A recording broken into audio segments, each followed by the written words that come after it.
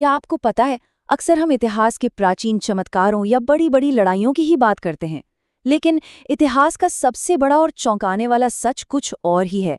एक ऐसा विशाल आर्थिक बदलाव जो मुगल साम्राज्य और ब्रिटिश राज के बीच हुआ। और सच कहूं तो ये सब शायद ही हमें कभी स्कूल में इस गहराई से पढ़ाया गया हो। तो चलिए, आज इस ऐतिहासिक डेटा के जरिए उस सच्चाई को डिकोड करते हैं जो अक्सर किताबों के पन्नों में कहीं छिप कर रह जाती है।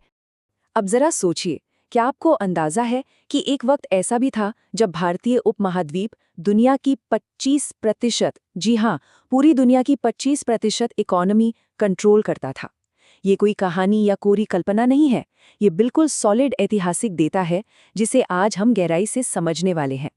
इतिहास के इस ऑब्जेक्टिव एनालिसिस में हम मुख्य रूप से 5 चीज़ों पर फोकस करेंगे। सबसे पहले मुगल काल की अर्थव्यवस्था, फिर ब्रिटिश आर्थिक नीतियाँ, उसके बाद द वेल्थ ड्रेन थियरी, फिर विकास बनाम औद्योगिकरण, और सबसे आखिर में इसका वो असर जो आज के मॉडर्न डेटा में भी साफ दिखाई देता है। तो शुरुआत करते हैं अपने पहले पॉइंट से, मुगल काल की अर्थव्यवस्था। 17वीं सदी के आसपास का वो समय जब इस पूरे क्षेत्र की समृद्धि का लेवल सच में बहुत विशाल था। ग्लोबल ट्रेड और प्रोडक्शन में उस वक्त हमारा जो दबदबा था वो आज इमेजिन करना भी मुश्किल लगता है। और ये बात इन आंकड़ों से बिल्कुल शीशे की तरह साफ हो जाती है। वर्ष 1600 में मुगल काल के दौरान ग्लोबल जीडीपी में हमारा हिस्सा 25% था, लेकिन ब्रिटिश शासन खत्म होने के करीब 1950 तक आते आते ये घटकर सिर्फ 4% रह गया। 25 से सीधा 4%। ये अपने आप में एक बहुत ही ड्रामेटिक और ऐतिहासिक उलटफेर है। आखिर ऐसा क्या था उस इकोनॉमी में? दरअसल उस वक्त ये पूरा रीजन कपड़ा निर्यात यानी टेक्सटाइल का एक बहुत बड़ा हब था। बंगाल की मलमल की क्वालिटी का तो पूरी दुनिया में कोई मुकाबला ही नहीं था, और इसके बदले में दुनिया भर से सोना चांदी यहाँ आता था। रिसर्च बताती है कि उस दौरान ट्रेड के जरिए लगभग 28,000 टन कीमती धातुएं यहाँ आईं। साथ ही उनका एक यूनिफॉर्म टैक्स सिस्टम था जिसने इस पूरे इकोनॉमिक स्ट्रक्चर को एकदम मजबूत बना रखा था। लेकिन फिर आता है एक बहुत बड़ा ऐतिहासिक बदलाव, हमारी दूसरी चर्चा का विषय, ब्रिटिश आर्थिक नीतियां। जैसे ही ईस्ट इंडिया कंपनी की ताकत बढ़ी और सत्ता उनके हाथ में गई, वो जो सदियों पुराना सामान के बदले सोना वाला ट्रेड था ना, वो हमेशा के लिए खत्म हो गया। और यहीं से इस पूरी अर्थव्यवस्था की दिशा पलट गई।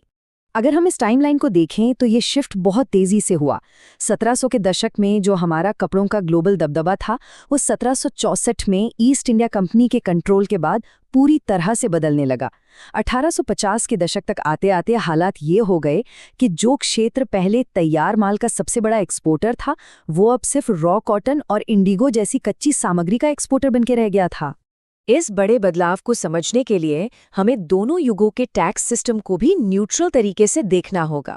मुगल व्यवस्था में टैक्स आपकी फसल की एक्चुअल पैदावार पर डिपेंड करता था, लेकिन ब्रिटिश जमींदारी व्यवस्था में जमीन का एक फिक्स्ड किराया तय कर दिया गया, जो कभी-कभी आपकी कमाई का 50% तक होता था।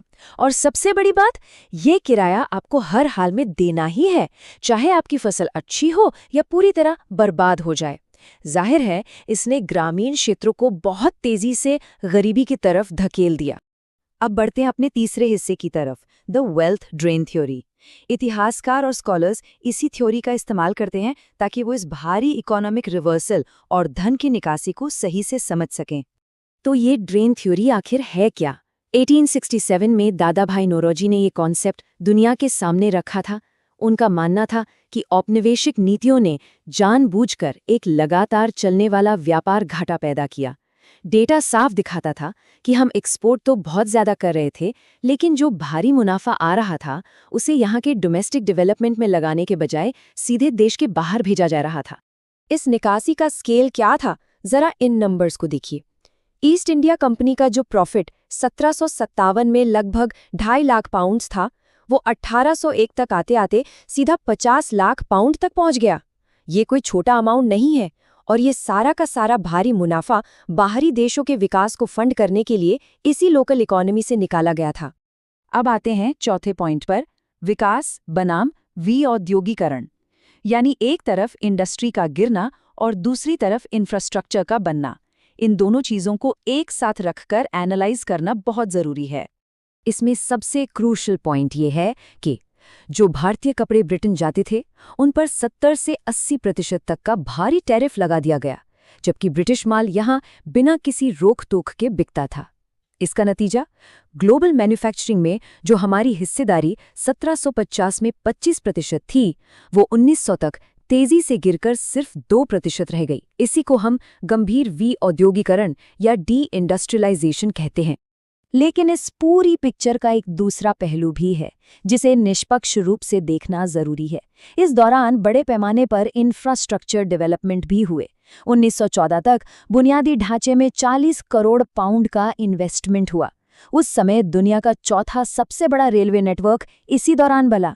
नई नहरों से सिंचाई 8 गुना बढ़ गई और सेना के लिए कई बड़ी ऑर्डिनेंस फैक्ट्रियां भी लगाई गईं। और अब हमारा सबसे अहम और आखिरी हिस्सा, क्या इन ऐतिहासिक आर्थिक नीतियों का असर आज भी मौजूद है? चलिए मॉडर्न सैटेलाइट डेटा की मदद से इसे चेक करते हैं। अब जो बात आपको सबसे ज्यादा हैरान करेगी वो ये डेटा है।